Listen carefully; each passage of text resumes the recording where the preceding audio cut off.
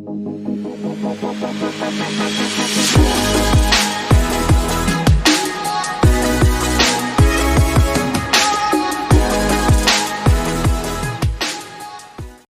kedua, paparan dari Pak Saifuddin Syueb tentang peluang dan tantangan teknologi hidrogen ini. Nanti bisa di merge sama baterai, bagaimana nanti akan timbul di diskusi gitu ya Pak ya. Baik, silakan Pak Saifuddin Syueb untuk bisa paparan. Ya, Waktunya saya izin 25-30 menit lah gitu. Ya, saya izin share screen dulu ya Pak ya. Iya, silakan Pak. Ya. Apakah sudah bisa dilihat? Sudah. Ya, sudah. Sebentar saya full screen dulu ya. Assalamualaikum warahmatullahi wabarakatuh. Terima kasih. Waalaikumsalam warahmatullahi wabarakatuh. Ya, terima kasih banyak Pak atas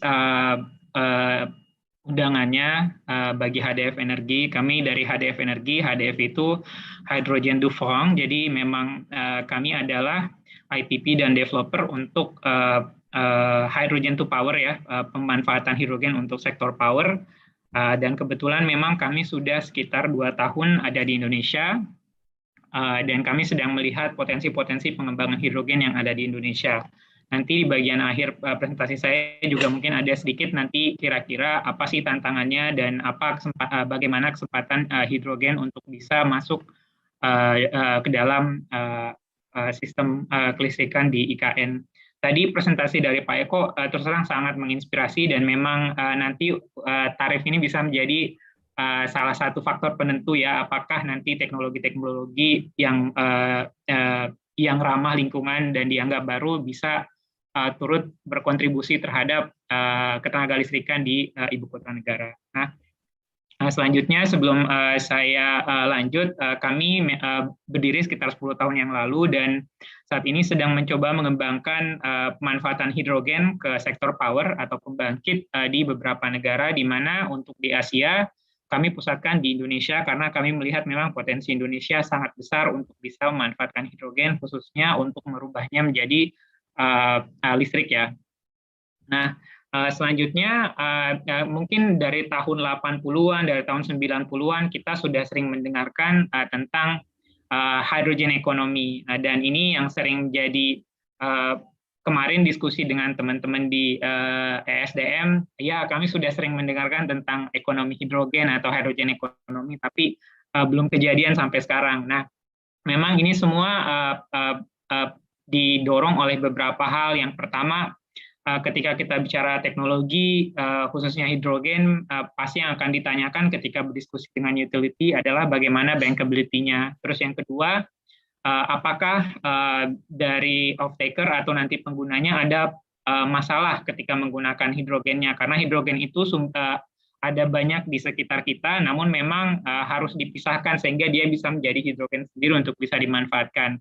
Dan berdasarkan sumbernya ada berbagai jenis warna-warna hidrogen, ada yang gray hydrogen itu kalau misalnya misalnya dari kilang atau mungkin dari pemanfaatan bahan hydrogen byproducts dari bahan bakar minyak, brown hydrogen biasanya dari coal, ada blue hydrogen ketika hidrogennya dari proses CCU dan CCUS, dan terakhir adalah green hydrogen ketika hidrogennya diproduksi memanfaatkan listrik dari pembangkit EBT. Nah, ini juga bisa menjadi salah satu kendala, jadi tergantung juga nanti bagaimana persepsi off-taker tentang hidrogen itu sendiri. Selanjutnya, setelah bankability juga orang sering mempertanyakan kira-kira kalau memang bisa diterapkan skema komersialnya seperti apa. Dan yang terakhir, di harga berapa sih sebenarnya produk yang ditawarkan ini bisa diterima oleh off-taker. Nah, selanjutnya dari pemahaman kami sendiri setelah melihat dinamika perkembangan hidrogen secara global maupun di Indonesia, kami melihat bahwa memang banyak sekali akhir-akhir ini memang diskusi tentang hidrogen makin banyak diperbincangkan ya, dan hidrogen memang bisa dimanfaatkan untuk berbagai aplikasi dan cocok untuk memenuhi kebutuhan di berbagai sektor. Dan karena pemanfaatannya berbeda-beda dan juga level of technology di masing-masing pemanfaatan ini juga berbeda-beda, sehingga memang ketika kita berdiskusi dengan seseorang terkait hidrogen, selalu sering kita mendapatkan persepsi yang berbeda karena mungkin memang berangkat dari sektor yang berbeda dan juga berangkat dari aplikasi yang berbeda. Dan di sini kita sering dengar hidrogen itu baru dan masih mahal, dan ini sebenarnya tidak memang betul karena memang ini didasarkan pada pengalaman masing-masing terkait hidrogen. Namun kami dari HDF menganggap bahwa jika kita bisa menentukan konteks pasar yang benar, maka sebenarnya proyek komersial hidrogen itu bisa diwujudkan saat ini. Nah, menurut kami pemanfaatan hidrogen menjadi listrik itu sudah bisa dikomersial ketika kita berada dalam konteks pasar yang benar. Misalnya untuk di Indonesia saat ini kami merasa bahwa kami bisa kompetitif terhadap diesel PLTD ya, diesel power plant, sehingga saat ini kami dari HDF strateginya adalah mencoba melihat grid-grid yang terisolasi dan masih memanfaatkan PLTD karena di sini harganya masih mahal ya. Sedangkan ekspansi kami juga di Barbados dan juga French Guiana menunjukkan bahwa kita bisa kompetitif terhadap gas dan PLTD di negara-negara tersebut karena memang di sana gasnya adalah impor sehingga harga yang ditawarkan pun ketika memanfaatkan PLTG maupun PLTD menjadi sangat mahal sehingga pemanfaatan hidrogen bisa menjadi kompetitif dalam konteks tersebut. Jadi konteks ini yang sedang kami coba cari dan memang kami melihat bahwa Indonesia khususnya bagian timur itu sangat berpotensi untuk bisa memanfaatkan hidrogen secara komersial. Nah, seperti yang saya sampaikan tadi bahwa hidrogen ini bisa diproduksi dari berbagai sumber dan pemanfaatannya pun sebenarnya ada banyak. Ada yang power to power, ada yang untuk cooking, ada hidrogen untuk transportasi dan juga untuk pemanfaatan sektor industri. Namun kami dari HDF Energi memang fokus pada pemanfaatan hidrogen di sektor power atau pembangkitan. Nah, ada dua teknologi utama yang sedang kami dorong saat ini. Yang pertama adalah high power namanya. High power ini mencoba memanfaatkan hidrogen byproduct atau ekses hidrogen dari proses kilang minyak maupun dari mungkin petrokimia ya yang menghasilkan hidrogen dan belum termanfaatkan. Nah, ini kita bisa memanfaatkan teknologi high power kami. Proses kerjanya adalah high power ini berisi fuel cell sehingga hidrogen akan direaksikan dengan fuel cell-nya untuk menghasilkan listrik. Dan yang kedua adalah renewable. Renewable ini adalah renewable yang stable. Jadi selama ini memang ketika ngomong renewable, sebayangannya apalagi ketika bicara tentang variable renewable energy seperti PLTS maupun PLT Bayu ya, itu tuh dianggap bahwa jenis pembangkit ini memang green, akan tetapi ada isu-isu terhadap jaringan. Jadi ada intermittency sehingga bisa menyebabkan disrupsi atau gangguan terhadap jaringan. Nah, kami menyebutnya renewable karena dengan kombinasi storage yang kami miliki bersama dengan PLTS, nantinya kami bisa menghadirkan listrik yang non-intermittent dan juga mengurangi risiko-risiko gangguan jaringan ketika listrik kami masuk ke dalam jaringan. Dan untuk renewable ini, kami memilih lokasi-lokasi yang memang tidak memiliki hidrogen, belum memiliki hidrogen sehingga hidrogennya akan kita produksi on-site atau di tempat tersebut, baru setelah itu kita akan olah untuk menjadi, kita akan reaksikan untuk menjadi listrik. Nah, mungkin untuk tadi yang saya sampaikan adalah high power, ini adalah proyek pertama kami, ini lokasinya di Martinique Island, itu sekitar dekat Suriname ya, di Amerika Tengah. Ini adalah proyek pemanfaatan fuel cell skala 1 megawatt. Jadi ceritanya di sini kami memanfaatkan kelebihan hidrogen atau byproduct hidrogen dari sebuah kilang minyak bernama Sara di Pulau Martinique. Dan kami reaksikan dengan fuel cell 1 megawatt sehingga bisa menghasilkan listrik. Dan listriknya ini dijual kepada EDF atau PLN di sana.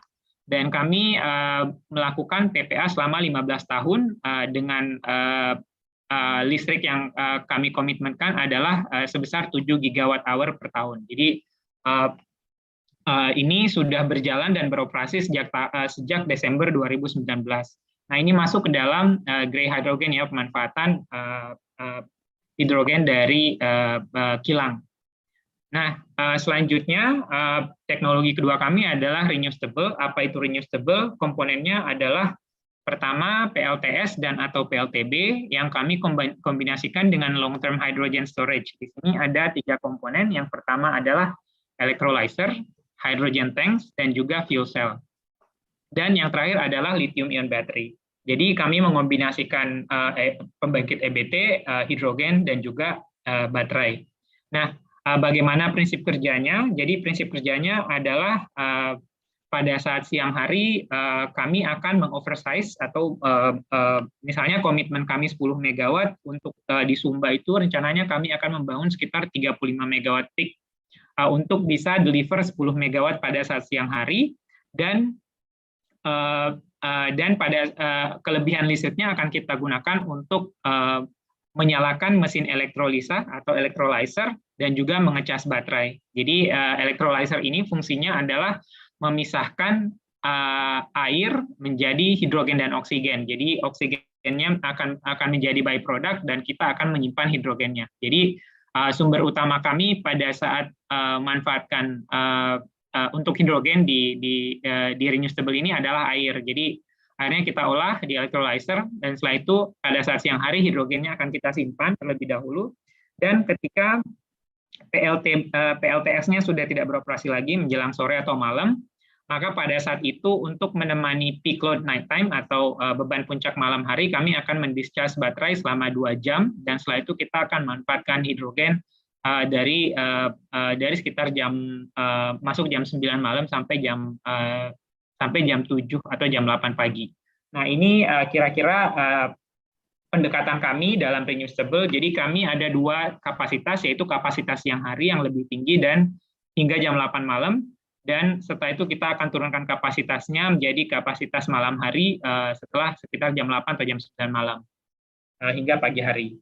Nah, sebenarnya apa sih kira-kira manfaatnya? Jadi kalau dari kombinasi baterai dan juga storage ini, kami menghadirkan listrik yang non-intermittent, stable, firm, dan dispatchable ke grid-grid di Indonesia Timur ya, yang masih manfaatkan PLTD.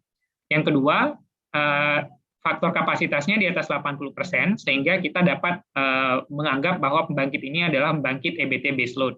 Dan juga bisa dilakukan melalui kontrak kapasitas atau capacity kontrak dengan utility. Biasanya kalau PLTS maupun PLTB mereka lebih kepada take or pay ya. Jadi ketika PLN tidak mengambil listriknya atau ada curtailment, PLN tetap utility tetap harus membayar KWH yang dihasilkan meskipun tidak diserap masuk dalam grid.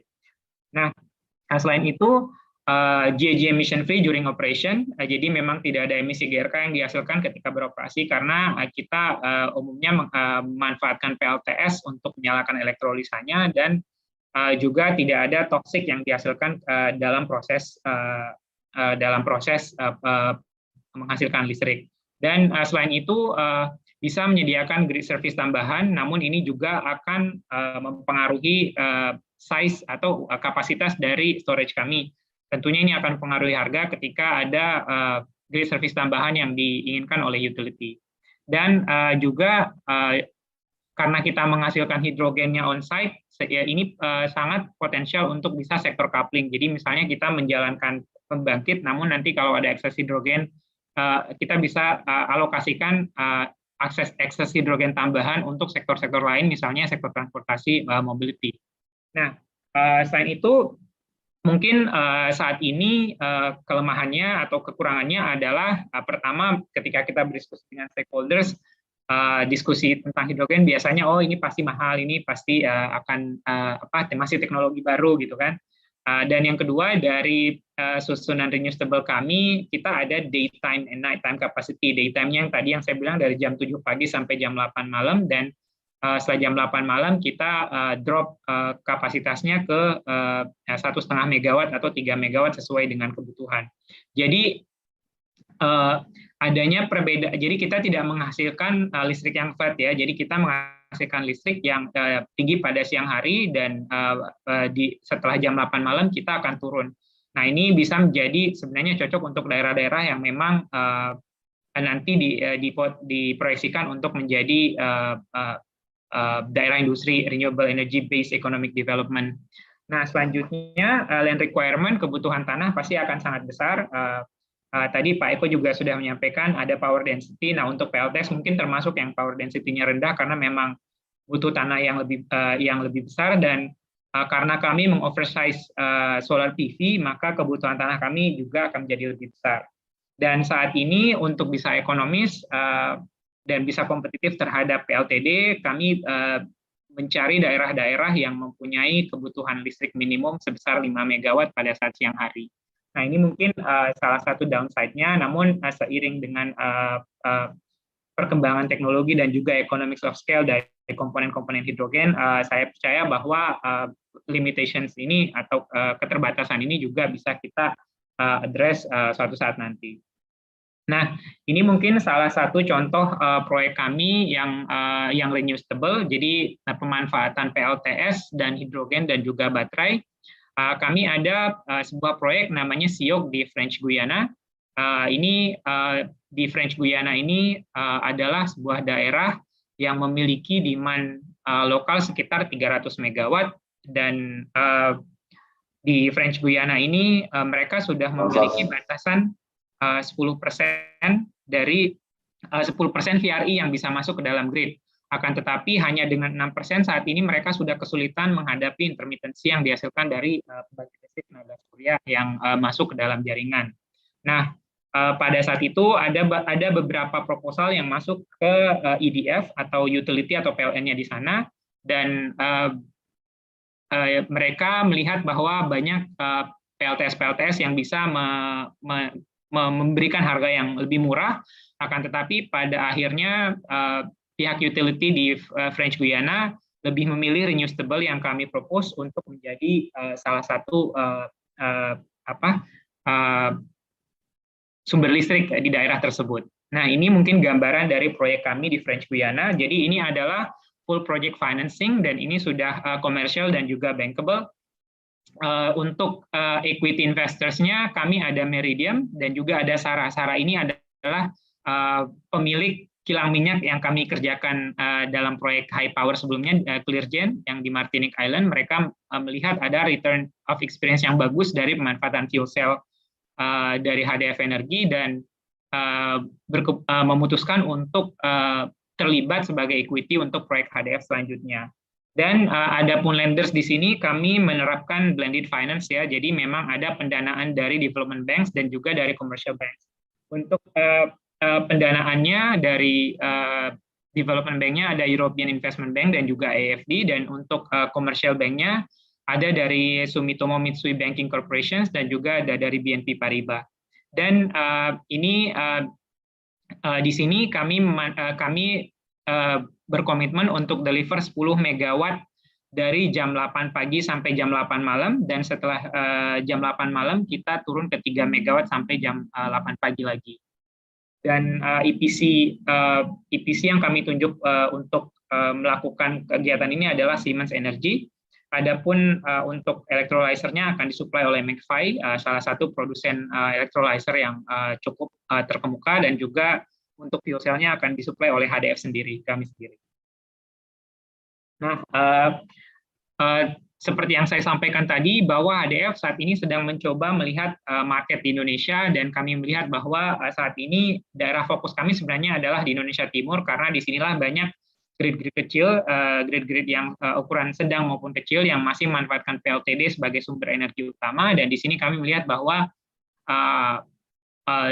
harga listrik dari PLTD bisa kompetitif ketika kita menggabungkan PLTS plus baterai dan plus hidrogen juga melalui renewable power plants.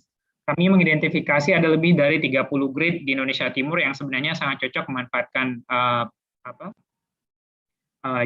kombinasi pembangkit ini, dan manfaatnya selain memberikan grid stability dan juga meningkatkan penetrasi EBT di dalam grid-grid kecil, juga kita bisa mengurangi dependensi terhadap fossil fuel dan juga mendukung pencapaian SDG nomor 7 dan SDG nomor 13.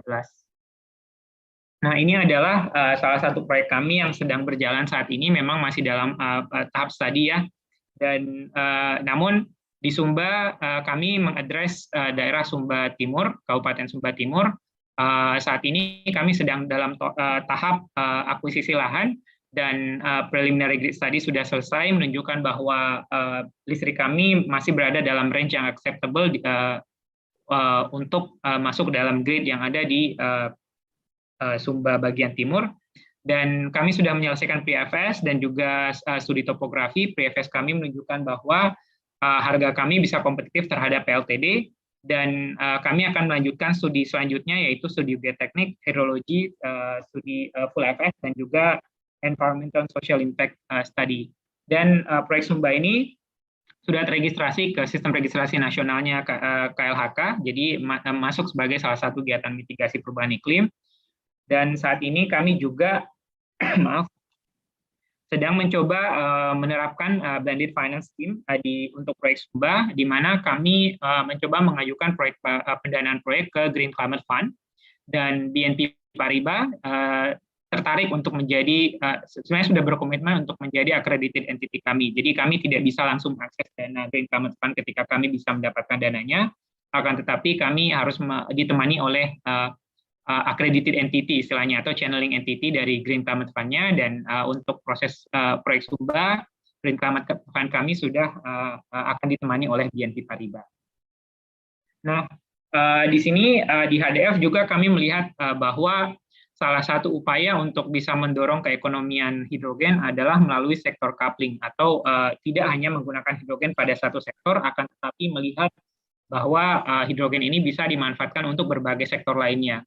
Dan salah satu yang kami lihat adalah memanfaatkan, misalnya ketika kita sudah punya pembangkit renewable di sebuah daerah, maka kita bisa mengoversize PV-nya sehingga menghasilkan hidrogen lebih banyak, dan hidrogennya bisa dimanfaatkan untuk sektor-sektor lain, misalnya sektor mobility, di sini bisa maritim, bisa transportasi darat, bisa kendaraan berat, dan sebagainya.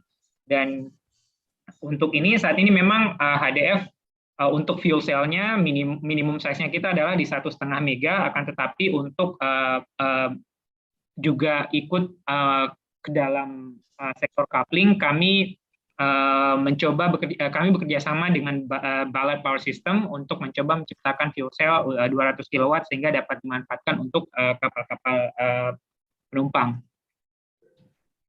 Nah, ini adalah salah satu contoh proyek kami, memang masih dalam tahap studi juga di sebuah daerah di Prancis, di Giron namanya. Giron ini kita melakukan retrofitting terhadap kapal yang memanfaatkan BBM ya, dan kita retrofit 2 dari 4 engine-nya dengan fuel cell, dan kami menghasilkan fuel cell-nya di dermaga, dan kita mensuplai hidrogennya ke kapal-kapal yang sudah kita retrofit. Ini merupakan pilot project dan sedang berjalan dengan local utility ya. Nah, selanjutnya untuk ibu kota negara, sebenarnya tantangannya nanti adalah di affordability dan juga nanti di harga. Karena untuk saat ini isunya adalah BPP atau biaya produksi, biaya pokok penyediaan listrik di Kalimantan itu harganya sangat murah, dan memang banyak didukung oleh PLTU juga ya, dan ini harganya akan masih akan sangat sulit ada hidrogen untuk bisa kompetitif dengan pilihan tersebut. Namun kami melihat bahwa ada beberapa potensi leverage sehingga hidrogen dan juga pembangkit EBT yang lain bisa cukup kompetitif jadinya di Indonesia Timur. Yang pertama adalah ketersediaan lahan. Tadi yang saya dengar dari moderator bahwa disediakan lahan sekitar 13.000 untuk pemanfaatan EBT, diharapkan dapat menghasilkan 10 gigawatt power. Dan juga yang kedua adalah scale of operation. Jadi dengan kapasitas yang semakin besar, sebenarnya kita bisa mendorong economy of scale yang semakin murah juga. Dan seperti yang kami sampaikan tadi, bahwa kita bisa mencoba mendorong sektor coupling manfaatnya hidrogen, jadi hidrogen ekonomi coba didorong. Di sini kita tidak hanya menggunakan hidrogennya untuk sektor power, akan tetapi juga menggunakannya untuk sektor-sektor transportasi maupun IT. Dan di sini insentif berupa carbon tax, carbon offset, dan juga renewable energy certificates yang sedang diuji cobakan saat ini juga mungkin bisa membantu meningkatkan competitiveness dari pembangkit baru, termasuk EBT dan juga hidrogen. Dan berdasarkan studi dari Bloomberg bahwa komponen-komponen hidrogen seperti electrolyzer dan fuel cell diperkirakan akan mengalami penurunan sekitar 30-40% biayanya atau harganya di kurun waktu 3 atau 5 ke depan, karena semua negara saat ini sudah banyak negara yang sudah menyelesaikan roadmap hidrogennya dan juga sudah mulai melakukan kegiatan-kegiatan awal, sehingga ini mendorong scale of economy dari pemanfaatan hidrogen.